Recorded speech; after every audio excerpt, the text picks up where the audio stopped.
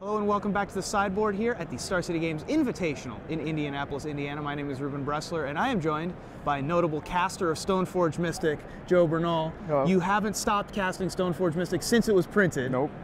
Even when they banned it from Standard, and you just... Yeah. Thankfully they haven't gotten rid of it in Legacy yet. Thank God. It's actually fallen out of favor a little bit recently, but you've decided to bring an Esper Stoneblade variant that you're calling Supreme Blade. To this tournament. So talk to me a little bit about why you're playing an Esper Stoneblade variant in the Invitational. So the older Stoneblade decks, they can't really compete in like the current metagame. It's still a fine deck. It just, Shardless Bug does what it's trying to do much better. Yeah. So you have to change a lot of stuff. The core of the deck is still very strong. Stoneforge Mystic and Jace, and then a counterspell package and some discard. So like that's still great. But you have to change things up. So what I was noticing is that a lot of the decks right now are really soft to Supreme Verdict. They really just fold to it, a lot of them. So we wanted to take the deck in the direction of more like a control deck.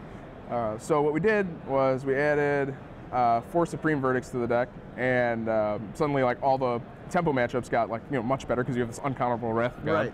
So the blue-red Delver deck and the Rug Delver deck that are very popular, you have very good matchups versus those. Also, people aren't being they're just going crazy with their mana base. They just want to do whatever they want, and it's not how Legacy works.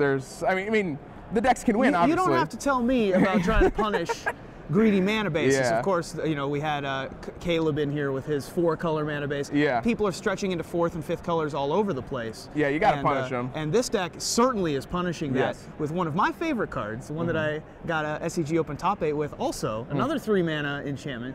Most people are trying to win the game with different Urza Saga rares, like Sneak Attack and Show and Tell. No, not this one. Back to Basics. Yes. So talk to me about Back to Basics. Back to Basics is just an outstanding card.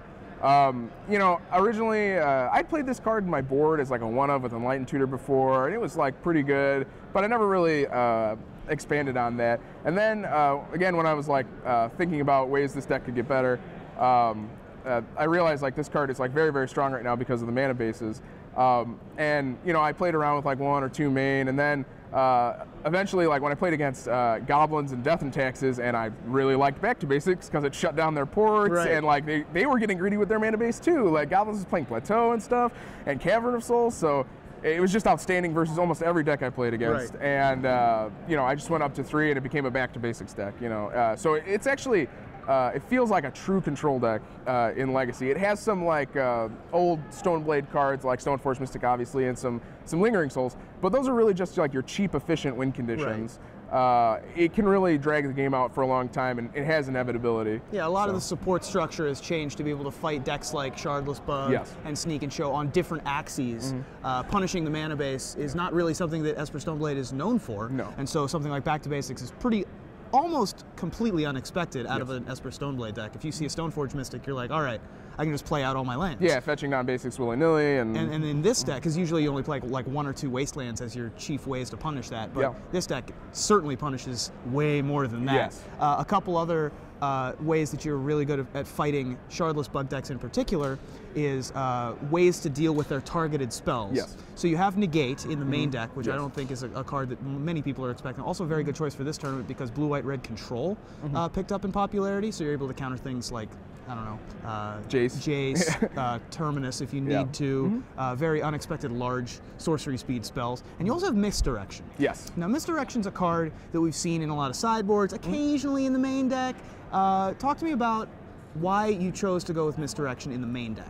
Well, you needed ways to, like, you can defend yourself against Hymn to Torok, which is like obviously good versus any control deck. So like Misdirection does that very well. It's like the best way to interact with that.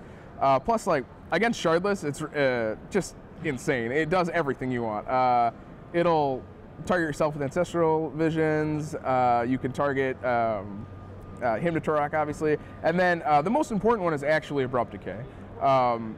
They don't have much removal, and Abrupt Decay is like their most important one. So they'll hinge on it, and they'll keep mana up and try to kill Back to Basics, or try to kill Stoneforge Mystic, which is huge. Like normally Force of Willing a removal spell on your Stoneforge Mystic is wrong. You just let it die, brainstorm the equipment away, it's great. But when you have misdirection, it gets great. Yeah. You just like redirect their Abrupt Decay at their Tarmogoyf, suddenly they're placing a Batterskull and they're just dead. They really don't have much to do. Sure. So, you know, it's very important in that matchup, and it's also just good versus a lot of the matchups right now. There's a ton of spot removal, so like the same thing applies with your Stoneforge Mystic. Yeah, and it's fine at finding a counter battle too. It's not great versus combo, but if they're going to get in a counter fight with you, it's excellent. Yeah, people are so used to fighting Stoneblade decks in one way. Yes. This deck has so many other ways to win games that it's probably just opponents are just confused by what's going on. A lot of the time. Like they don't expect Stoneblade to have like a hard counter. They don't expect you to have anything that redirects. And then I played against someone today who I played my 4th Supreme Verdict versus him, and he just was like very baffled. He didn't understand that what was going on. Yeah, because he's playing a tempo deck, right? So he's got this hexproof guy in this format, and it's just great. But he just died to Supreme Verdict. So it was just an excellent card right now. So yeah. And if we're getting people with the main deck, we're also getting people with the sideboard. I want to talk first about Notion Thief, which has picked up. Everyone has a Notion Thief story at this point. Yeah. And you have 2 from today. Yes. And a lot of people look at Notion Thief as just a cute card. It's like there are great stories that come out of it. It's a blowout like once a tournament, but over 8 rounds of Legacy, you don't actually want it. In this deck, though, you say that you actually want this for several reasons. Yes. So go into that. So obviously it helps in the Shardless Bug matchup. You have a couple cards that you want to take out. Like you have some main deck Flusterstorms that are pretty weak versus that deck, and you also have you want to take out like 2 Force of Wills because it's not really great in that matchup, and you already have misdirection. So it's excellent versus that matchup, so you definitely bring it in.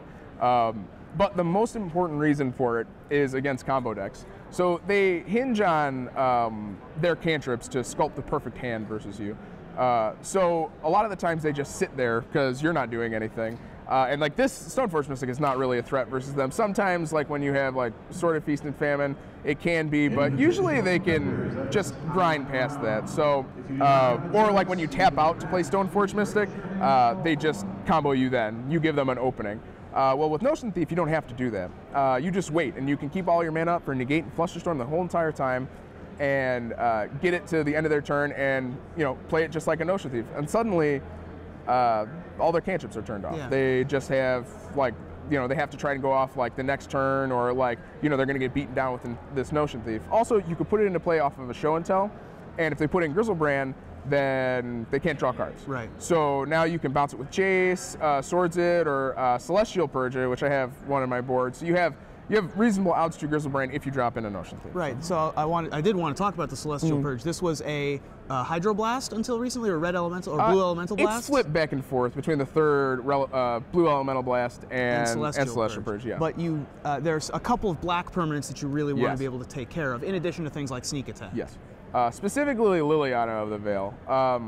The card's very good versus all any kind of control deck. And this deck is a little light on ways to beat Liliana and actual permanents.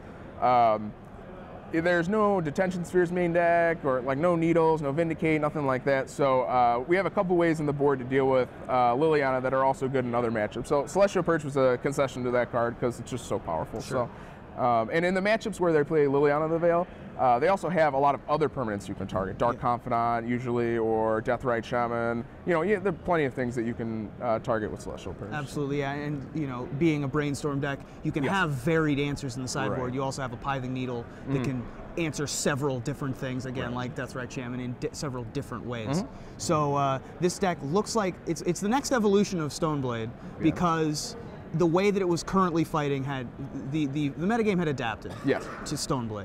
They figured out how to beat them on the axes that they were working on. But the thing about this deck is you have so many options. There's so many good cards that you can surround your Stoneforge Mystics with, that you can figure out other ways to win. And it seems like you've done that. You're doing pretty well in the Legacy portion. Yeah, I'm X1. I lost a round against the Blue-White Red Delver deck. I had a Flusterstorm, a Force of Will, and a Swords to Plowshares, and then just 10 lands. Sure. So it was pretty frustrating because, again, even with that weak hand, Supreme Verdict at any points, just very good versus them. So yeah, this deck is definitely, I think it's very good, and I think that if you want to play Stoneforge Mystic, this is a great way to play it. Well, thank you so much for joining me in the Sideboard, Joe. It's good to see you. Good to see you too. Good luck going forward, and we'll be back here at the Invitational.